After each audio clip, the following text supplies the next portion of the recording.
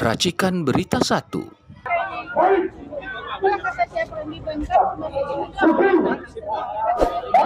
Jangan sampai ada provokasi.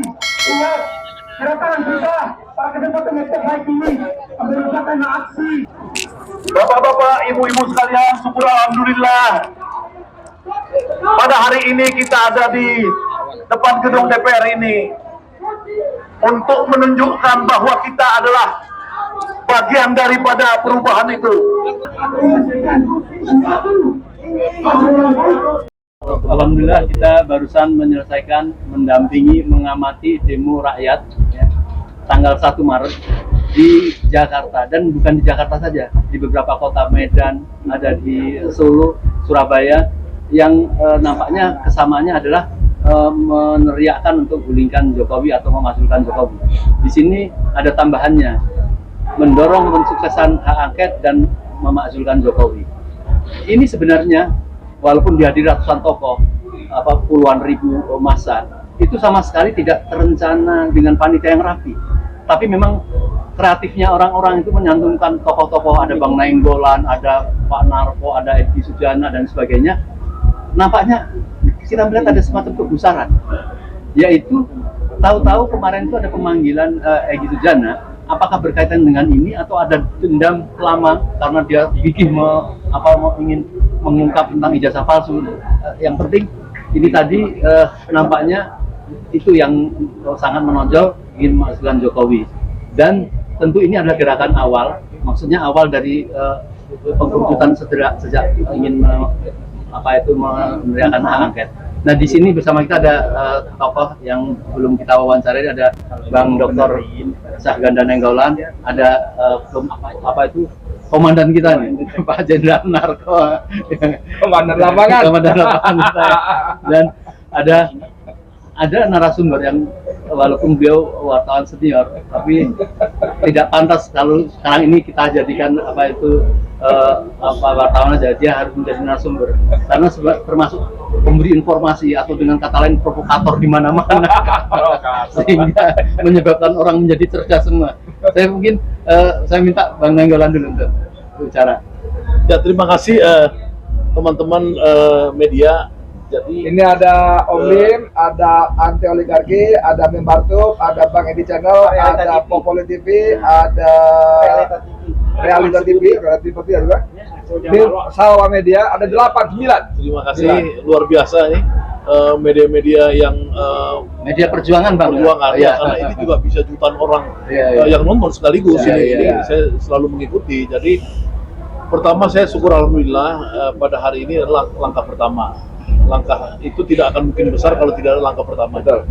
Jadi saya mengapresiasi panitia yang dalam hal ini yang mengundang saya sebagai narasumber orasi tadi adalah Gerakan Masyarakat Perubahan, dan mereka mendaftarkan resmi di kepolisian Polda Metro Jaya, minta izin resmi, kemudian menampilkan tokoh-tokoh siapa yang akan pidato di dalam mimbar tadi, yang kemudian ketiga tuntutannya jelas, ya, dan masanya juga masa yang jelas. Artinya apa? Artinya ini pengorganisasian yang menurut saya adalah pengorganisasian ciri-ciri modern yang dilakukan negara-negara maju juga seperti ini, negara-negara demokrasi maju. Nah, pada hari ini seluruh rakyat itu sudah melihat bahwa terjalankan itu pengorganisasian rakyat yang anti kecurangan pemilu. Ya, tersampaikan tadi pesan-pesan itu. Pesan pertama adalah bahwa mereka mengutuk rezim Jokowi yang melakukan kecurangan dalam pemilu. Yang kedua, mereka mendorong DPR untuk bertindak untuk melakukan hak angket, karena teman-teman di dalam forum tadi yakin bahwa DPR RI sanggup untuk melakukan hak angket, melakukan investigasi, kan itu hak konstitusional mereka. Di mana pada akhirnya DPR itu bisa melakukan hak menyatakan pendapat, ya, seperti zaman pemakjulan Gus Dur, ya, kemudian pemakjulan Sri Mulyani di kasus Senturi dan lain-lain. Jadi itu langkah bagus pada hari ini.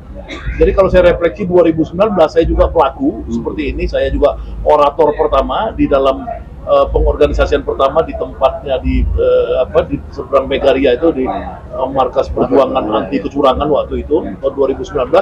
Kita juga melakukan yang sama, dan ini luar biasa, dia udah di depan DPR. Kalau dulu kita masih di rumah di rumah ya, rumah yang diberikan oleh seseorang, baru kita ke Bawaslu, baru kita besar sampai 20-21 Mei ya. Nah, bulan puasa ini juga menjelang bulan puasa ini saya pikir akan lebih cepat proses yang sekarang ini untuk membuktikan kepada rakyat khususnya yang merasa dicurangi, yang taksiran saya sekitar 60-70% rakyat Indonesia merasakan yang sama, perasaan publik namanya, the feeling of betrayal, ya itu dirasakan 70% rakyat Indonesia, dan mereka merasakan udah ada mulai gerakannya. Insya Allah harapan saya ke depan ini akan menggelinding terus membesar gelombang gerakan ini yang bersinergi dengan kekuatan-kekuatan parlemen di DPR. Arahnya angket itu tadi maksudnya? Ya kan angket itu salah satu cara kan, karena kita ada kehilangan kepercayaan ke Mahkamah Konstitusi, karena Mahkamah Konstitusi sejak awal sudah kita lihat menjadi mahkamah keluarga. Jadi ide berlian ini tentu kita mengapresiasi saudara Ganjar Pranowo yang mulai mencetuskan isu hak angket kan. Jadi kita mengapresiasi dan seluruh paslon juga mengapresiasi, ya semua partai-partai dari 03 dan 01 juga mengapresiasi, semuanya memang akan ke hak angket ini gitu. Mengapa para beberapa penasihat Jokowi misalnya Profesor Yusril atau yang lain seperti kayak menghalang-halangi atau secara undang-undang bahwa ini tidak tepat lah ke situ, ke angket ya hanya ke MK, kira-kira apa? Ya saya nggak ngerti, saya pikirkan itu kan pernyataan politik ya dari Yusril yang memang dia adalah penasehat Prabowo di 02 ini kan, paslon 02, jadi wajar aja dia melakukan delegitimasi pada upaya ini. Tapi bahwa ini hak angket ini itu adalah hak konstitusional yang diberikan kepada DPR ya untuk menyelidiki jalannya negara, itu kan boleh dilakukan. Jadi saya pikir Yusril ya dia sangat vested interest ya, personal vested interest. Dasarnya memang sepantasnya dia sebagai penasehatnya atau Prabowo ya, bukan dia sebagai profesor dari UI yang perusahaan netral. Baik Bang, tahan dulu, nanti saya minta sambungan lebih lanjut Pak Narko ini. Apakah misalnya ini proses ke angket itu terus dukungan rakyat itu masih sangat diperlukan, atau bersama-sama harus kompak sampai pokoknya presiden hadir, atau misalnya bagaimana kalau presiden tidak hadir atau malah melakukan itu perlawanan selanjutnya, misalnya dia kemudian malah seperti mengajukan perpu pada saat undang-undang Omnibus Law, bagaimana kalau dia kemudian malah dengan keberaniannya mau melakukan dekret misalnya itu? Assalamualaikum warahmatullahi wabarakatuh. Waalaikumsalam warahmatullahi wabarakatuh. Salim dan teman-teman media, yang saya lihat dari kejadian atau kegiatan tadi, unjuk rasa yang disampaikan oleh sekelompok relawan atau banyak kelompok relawan. Kemudian saya tidak hanya lihat yang terjadi di Senayan saja, tapi saya dapat informasi di Palembang terjadi dua PT yang sama, di Palembang juga, di Jakarta, di Medan juga, di Solo juga, di Lampung juga.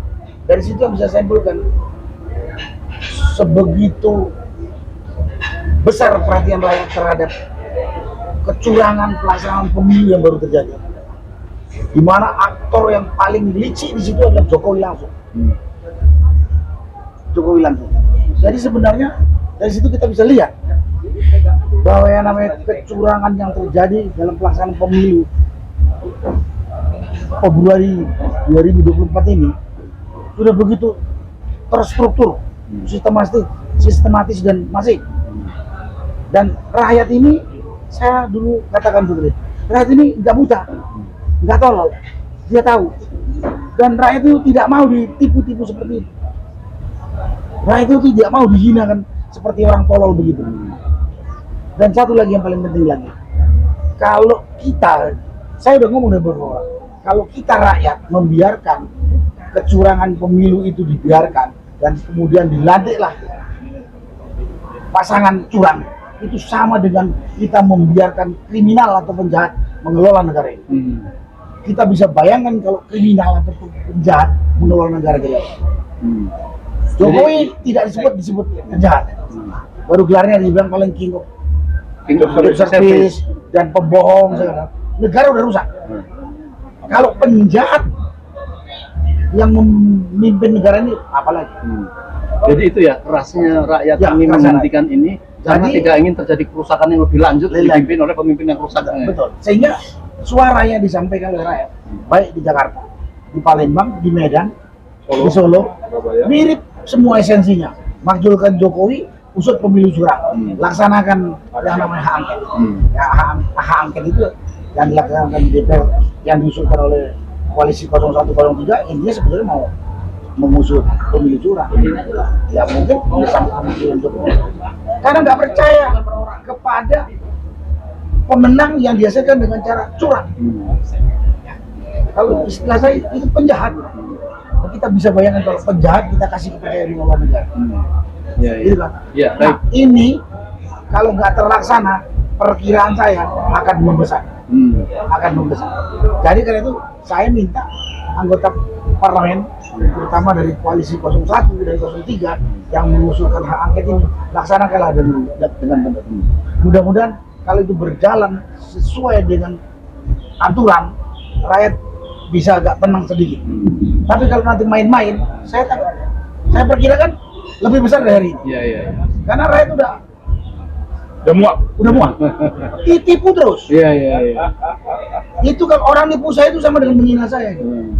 Merendahkan saya gitu. Iya, iya. Hanya ada yang mau. Jadi perkiraan seperti itu. Baik, ditahan dulu, Bang Edi. Saya tahu apa yang akan diutarakan oleh Bang Edi. Tetapi persoalannya adalah keresahan orang-orang ini.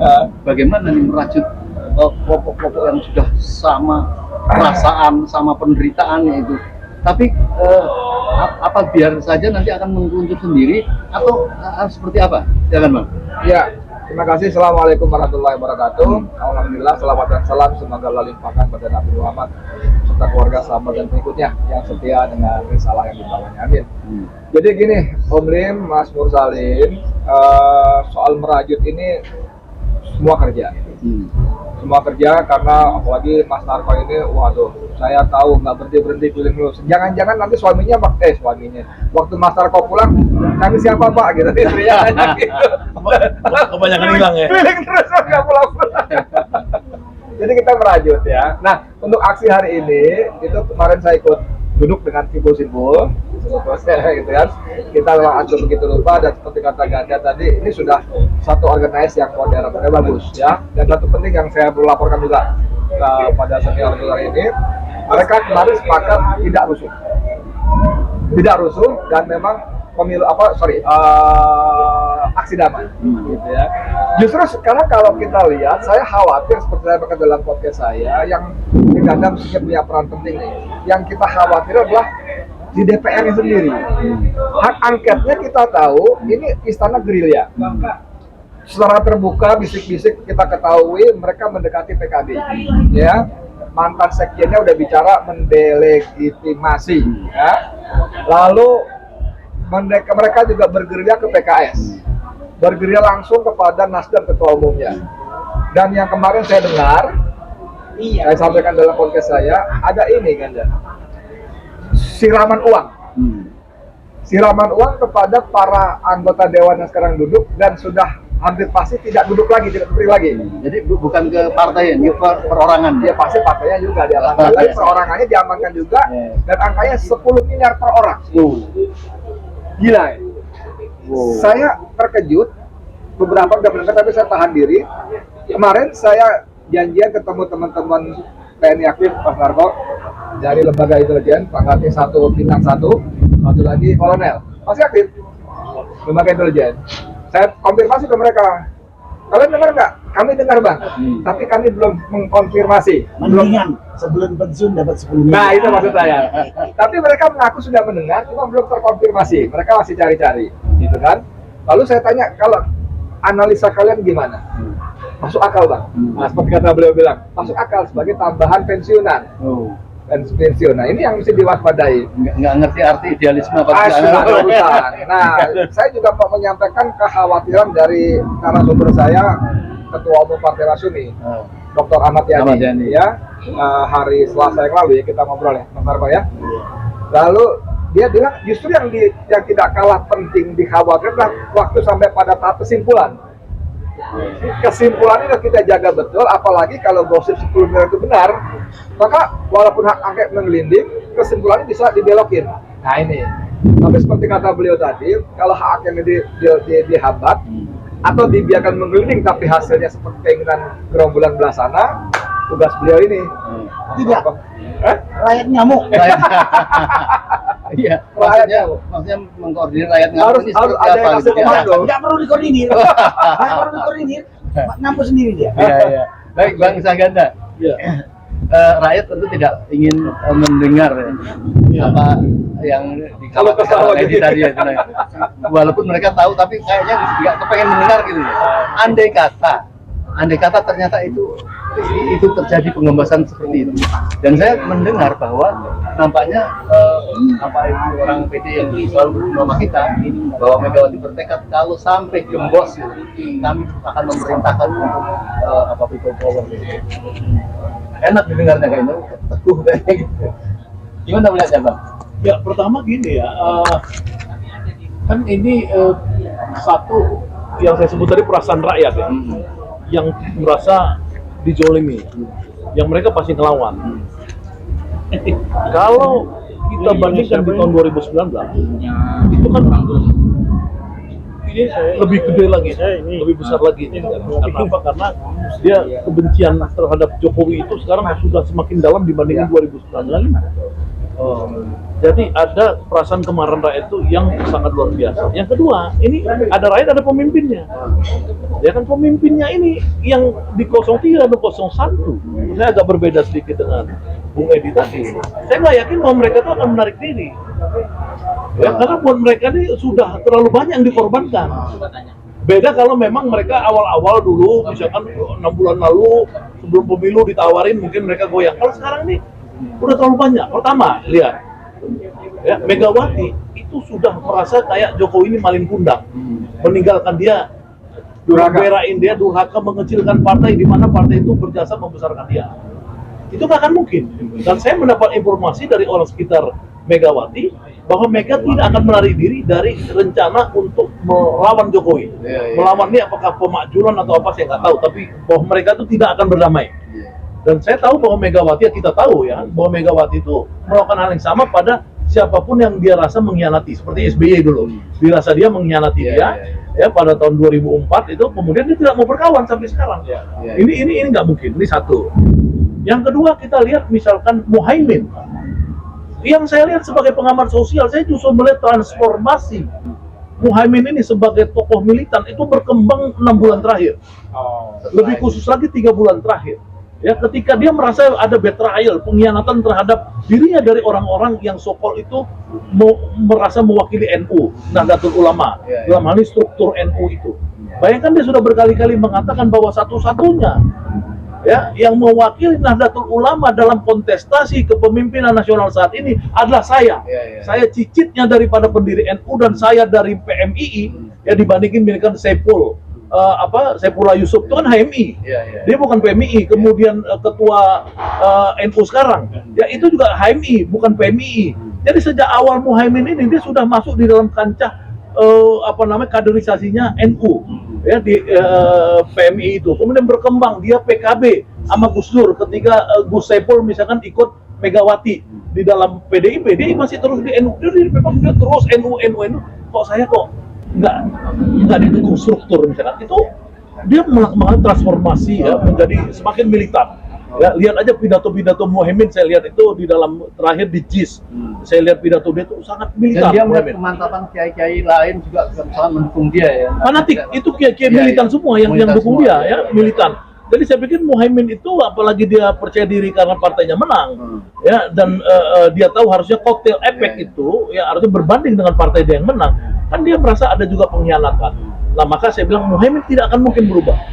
Surya Paloh, ya mantan bosnya Mas Edi ini kan di Media Indonesia Group, nggak akan mungkin juga menurut saya. Karena apa? Karena Surya Paloh ini ya dia sudah kehilangan ratusan juta dolar bisnisnya ketika dia mendukung Anies. Ya, kan hancur semua bisnis dia, termasuk Metro TV, setahu saya itu di PHK 50% karyawannya hanya demi ya mereka mendukung Anies. Tiba-tiba masa sekarang mau belok? Tawaran apa yang bisa diberikan? Apakah Jokowi akan memberikan tawaran 10 menteri untuk misalkan Surya Paloh diam, nggak mungkin. Karena itu juga Jokowi sama Prabowo kan matahari kembar sekarang. Siapa yang kuasa kita nggak tahu. Terus siapa? PKS nggak mungkin juga PKS nggak mungkin juga. Ya saya udah pernah minum kopi di rumahnya Pak Salim Segaf Al-Jufri, Ketua Dewan Suronya juga mengatakan bahwa mereka itu tidak akan tidak akan bersekutu dengan Prabowo. Ya memang ini sebelum Pilpres ya, apalagi dicurangin seperti ini. Nah saya pikir ini pasti akan terjadi hak angket, ya Insya Allah terjadi hak angket. Jadi antara rakyat dan pemimpin ini bersatu. Jadi kalau ada 1, 2, 5 orang pengkhianatan gara-gara mungkin 10 miliar misalnya gitu, itu terlalu kecil. Teman-teman di kelompok 01, 03 juga bisa bayar 10 miliar itu. Oh berapa nggak mau ditawari sama kelompok sana? Ya kan 10 miliar, oke gue kasih 10 miliar 100 juta. Ini Ada lebihannya. Karena masalah, jadi saya bilang nggak mungkin. Jadi saya percaya bahwa ini akan bergulir dan ini akan lebih dahsyat kejadian ini ya. Karena apa? Karena antara rakyat yang marah dan pemimpin yang solid melawan rejim Jokowi ini akan terjadi dalam waktu dekat menurut saya. Jadi Bang Saganda sebagai tokoh pokoknya mendukung ya ini terhadap angket ini harus. Ya iyalah harus. Saya datang Saya kemarin. hanya ingin memantapkan bahwa Ya bukan dong. Kalau saya tadi nggak datang, saya kan nama saya dicantumkan sebagai orator. Nah saya datang artinya kan saya memang. Maksud saya supaya ini dilihat oleh mereka itu karena untuk menegang ini kan juga beralasan karena ada beberapa anggota yang sudah mulai agak belok-belok. Waduh nggak tahu, saya nggak Karena tahu menyebut nama ya. Saya nggak pernah sudut. Tadi saya bilang ini, Nggak pernah ini. itu gosip aja. Nggak Saya sebetulnya tahu. sependapat dengan beliau, karena ini terlalu mahal untuk digadaikan ya. Untuk kepentingan saat walaupun yang diganggu-ganggu adalah para anggota dewan yang setelah ini tidak duduk lagi di sana karena nggak kepilih gitu. Tapi saya ingin bantu tanya kepada beliau nih. Gak tahu juga kita. Mas, ini kan harus jadi. Tadi Ganjar cerita panjang lebar bagaimana Megawati memberikan dukungan penuh. Walaupun sampai hari ini dari mulutnya belum muncul kan. Kita hanya mendengar dari siapa namanya, Bibi Hasanuddin, Sekjen, Sasto, elit-elitnya lah. Dari beliau itu belum muncul. Yang kita mungkin berhusnuzonnya, berprasangka baiknya mungkin ada pertimbangan tertentu soal waktu segala macam. Nah, tapi bagi kita civil society yang kita bergerak, kita disconnect sudah dengan 01, 03. Karena kita berjuang bukan untuk siapa aja kita presnya, tapi kita menyelamatkan demokrasi kan begitu kan? Nah sekarang pertanyaannya saya pinjam sebentar. Dan persilakan. Mas, ini barang, insya Allah jadi, angkatnya jadi, ya insya Allah jadi, dan kekhawatiran saya keliru. Cuman ini kan proses dalam arti normatif ada pasal-pasalnya, begini prosedurnya. Yang kita tahu Jokowi ini nggak normal, Mas. Jokowi ini nggak normal, dan dia nggak peduli apa saja yang penting mencapai.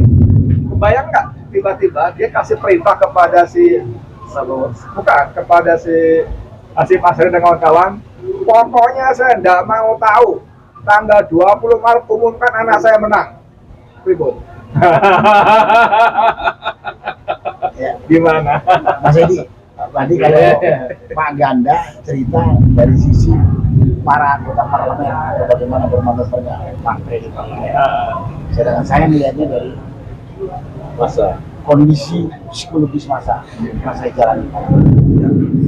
Yang jelas rakyat saat ini sudah tahu, sangat tahu kalau Jokowi itu manusia yang nggak layak jadi pemimpin, yang dia sudah tunjukkan selama 9 tahun hampir 10 tahun ini memimpin negara ini. Yang saya sudah katakan, ini pengkhianat rakyat, pengkhianat demokrasi, dia ini penipu, dia ini manusia tidak punya malu. Dia tidak punya malu. Terakhir ini lebih parah lagi, dia tampilkan kebiadaban dia dalam pelaksanaan pemilu, dia cawe-cawe. Juangan dia, bansos dia lipat gandakan, yang harusnya berjalan untuk sepanjang tahun habis ke segala macam di sini. Kemudian dia ngomong polisi, tentara, ASN harus netral, dia kan ngomong kan? Tapi fakta di lapangan saya punya bukti banyak. Dia gunakan aparat desa, dia gunakan polisi bagi-bagi bansos. Ada juga oknum tentara saya lihat yang main. Jadi rakyat itu sudah tahu. makanya gerakan hari ini terlihat di beberapa kota. Saya masih berharap apa yang disampaikan oleh Pak Ganda tadi, proses pelaksanaan hak angket itu berjalan, itu bisa meredam atau sedikit menahan kesabaran rakyat. Kalau dia berani seperti yang dibilang Mas Edi tadi, bodo amat, pokoknya KPU akan diperintahkan, ya siap juga dia harus menanggung di situ. Kalau istilah Pak Harto kemarin, saya ngomong, rumput di bawah itu udah kering banget loh. Lady Soeharto, kering banget. Sedikit ada percikan, bak, katanya, habis. Saya juga berpikir seperti itu. Ya silakan, karena memang gitu suasana hati rakyat. Selama ini masih banyak lah yang dipegang oleh rakyat. Tokoh agama, tokoh masyarakat, tenang dulu prosesnya yang berjalan. Apakah dengan kemarin 02 sudah pesta kemenangan, itu sebetulnya udah mau meledak itu. Tapi ada etika, itu gas etika. Saya bilang gini, sabar. Yang punya hak secara hukum mau menang kalah itu KPU. Biar aja dia mau mengklaim menang, kata dia bilang. Biar rakyat masih tetap. Tapi kecurangan tuh udah kasat mata. Jadi kalau nanti Jokowi berani memerintahkan KPU gitu, ya kita lihat lagi. Yang mati Jokowi atau rakyat? Saya bentar. Mas, ini itu kalau kita balik ke zaman Pak Harto kan negarawan. Iya. Hari itu APRI masih solid sama dia. Iya. Polisi masih solid sama dia, ya kan? Birokrasi masih solid sama dia. Tapi karena beliau negarawan, beliau pilih mundur. Selamatkan Indonesia dari keterjadian. Begitu juga Gus Dur. Banyuwangi itu pasukan berani mati untuk Gus Dur, ya. Tapi mereka mundur karena Gus Dur milih lengser. Yang satu ini kan nggak peduli. Nah, analisis saya, bukan saya, dia merasa ditekan oleh TNI Polri. Analisa saya, dia merasa karena dia udah kasus segala macam tuh. Nah, saya mau minta Mas Narko sebagai senior kasih nasihat sama adik-adiknya berikut baiknya. Oh, saya menghimbau gitu? Iya dong. Kalian Kalau saya diminta menghimbau, ya saya menghimbau kepada jajaran TNI dan Polri, bersikaplah sebagai aparat negara yang profesional, aparat negara yang profesional. Kalau aparat negara itu politik yang dipegang adalah politik negara, bukan politik yang dijalankan oleh pemerintah. Politik negara itu bagaimana menjaga soliditas negara, menjaga keamanan negara, menjaga stabilitas negara. Itu politik negara. Tapi kalau kemudian politik pemerintah, kepentingan kelompok dia yang dijaga, di backup, jadi TNI dan Polri jadi pengkhianat rakyat. Jangan seperti itu. Nanti akan dicatat sejarah dan punya dampak yang kita nggak tahu kapan terjadi. Kalau sempat tentara saya katakan keluar dari patronnya sebagai aparat negara. Sedikit Bang, Saya minta. tadi menyebut tentang akar rumput tadi ya, Ya. dan itu kan sangat berbahaya. Apakah kenaikan pangkat Prabowo Subianto itu berkaitan dengan menyiapkan adu domba biar bisa melakukan apa saja, atau secara maaf nih kemiliteran menaikkan beliau dalam keadaan sudah tidak aktif gitu, tindakan itu seperti apa? Saya juga nggak ngerti. Nggak ngerti. Aku yang bodoh atau dia gendeng gitu. Karena saya baca ada artikel dari tulisannya TB Hasanuddin dengan dari Bu Koni. Saya kan nggak hafal undang-undang, tapi di situ dikatakan bahwa kenaikan pangkat luar biasa atau kehormatan itu hanya diberikan kepada tentara aktif. Kemudian pemberian tanda jasa, kehormatan segala macam bentuknya bukan kenaikan pangkat. Nah, tapi kok sekarang ada kenaikan pangkat kehormatan yang diberikan oleh Presiden kepada Prabowo? Saya nggak ngerti.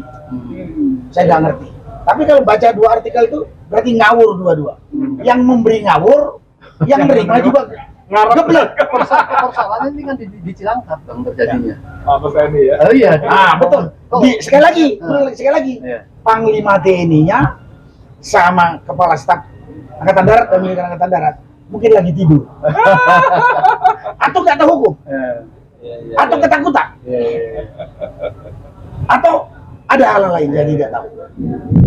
Coba kita tanya sosiolog nih. Kita tanya sosiolog nih, ahli sosiologi ya.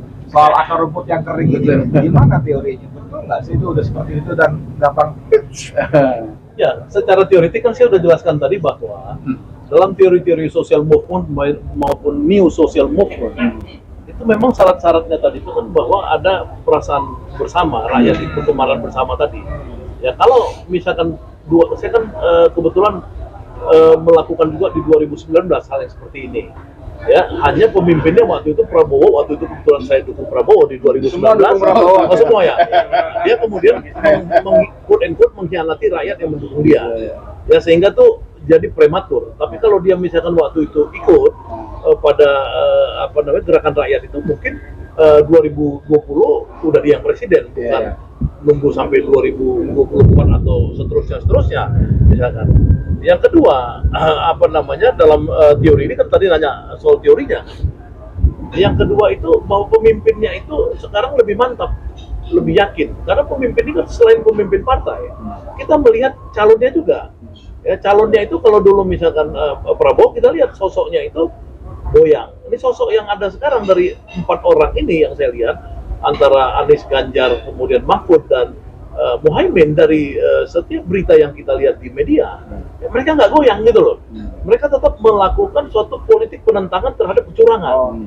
Ya, ini syarat-syarat yang penting dalam social movement. Yang ketiga yang menarik sekarang, ketika habis pilpres ini tiba-tiba harga-harga naik, nggak terkendali. Ya, yang ini sebenarnya mereka mungkin nggak duga ketika quote and quote kemungkinan politik bansos kemarin terjadi kan, karena Jokowi sudah mengimpor sekian banyak beras itu. Terakhir dia berjanji akan impor lagi 1,2 juta ton dari Cina dulu kalau nggak salah. Nah itu beras kemana? Ya, apakah beras itu dimainkan terus kemarin untuk menciptakan suara sehingga sekarang beras 18.000, 20.000, rakyat nggak kuat beli ini.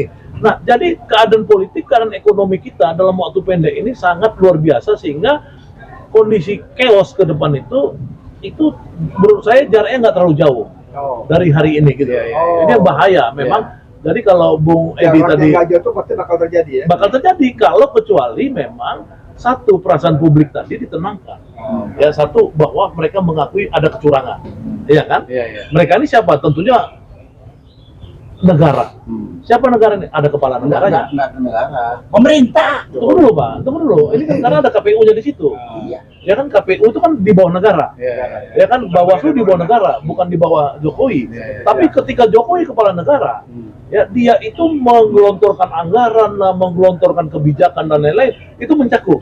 Jadi kepala negara ini memainkan peran, ya termasuk tadi soal TNI. Ya menurut saya misalkan dia 2 kali sebenarnya Jokowi memainkan menurut saya. Pertama ketika mengumumkan dia boleh ikut kampanye.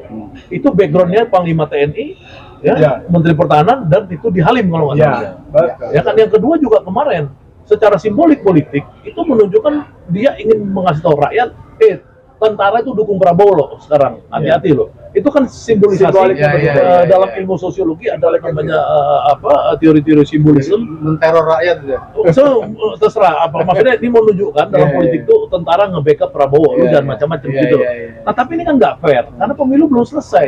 Ya jangan melakukan politik itu. Kalau misalkan mau dikasih kenaikan pangkat, ya kalau memang undang-undangnya bisa naikin aja 2 tahun lalu. Ya kan, kenapa harus sekarang? Dan kenapa Prabowo maunya sekarang? Karena Prabowo kalau dia betul menang, dia nggak perlu jenderal. Karena dia sudah panglima tertinggi. Ya kan, dia ngapain? Ini kan ada misteri. Kalau menurut Bang Rocky, mungkin itu nyokok termasuk. Ya, bisa jadi itu sogokan Jokowi yang karena Prabowo kan nggak mungkin melakukan dirinya ketika dia panglima kan. Tapi panglima tuh nggak perlu, yang namanya Gaddafi itu cuma kolonel. Ya kan nggak perlu dong orang pangkatnya jenderal untuk jadi pemimpin sebuah negara.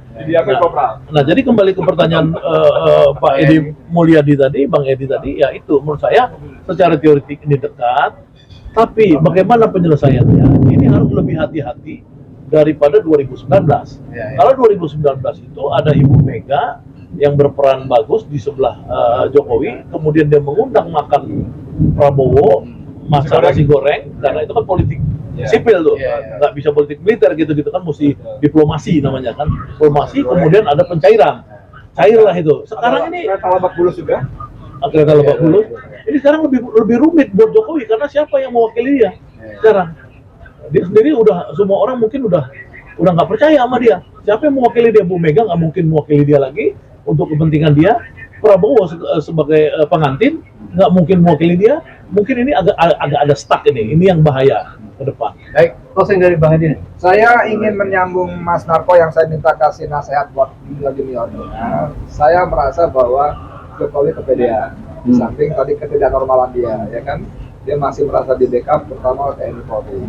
Tapi se-backup TNI Polri, se-backup-backupnya. Kalau pinjam istilah beliau segendeng-gendengnya mereka.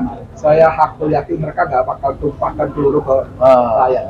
Betul ya Pak? Saya yakin pasti nggak. Ya itu nggak mungkin ada. Walaupun pada waktu nanti waktu kita misal rame-rame menggrup DPR jutaan gitu, mereka pajang pansor, pajang prejem segala macam itu cuma rangkuat salah aja. Kita yang bahkan kalau bisa menghadirkan jutaan itu malah bisa berbalik gitu ya, minimal untuk mata lah. Jadi jadi saya mengingetin aja bahwa puncak kesombongan kekuasaan akan seperti beliau bilang tadi akan menjadi semakin mempercepat kejatuhannya. Itu aja saya bilangnya. Baik, Amin. kita berdoa semoga semangat rakyat Amin. terus, Amin. jangan sampai berhenti sampai terjadinya gerakan. Jadi saya mau bilang lagi Amin, sama rakyat, ya. karena TNI Polri segeblek-gebleknya, dan saya rasa mereka nggak geblek ya, nggak bakal nembakin rakyat. Kalian, kita, rakyat, jangan takut. Iya. Dia akan disumpahin oleh anak dia dan keluarganya. Ya, saya berdoa rakyat harus meyakini bahwa apa yang dilakukan ini merupakan suatu langkah jihad kalau dalam misalnya. Artinya dia mengorbankan harta dan jiwa dan pahala yang besar dibanding orang-orang yang dia berdoa hanya tidur di rumah, ya. Tentu memang yang sulit inilah yang diperlukan untuk menjaga sampai keberhasilan menyelamatkan negeri kita. Amin ya Bang ya. Baik. Amin.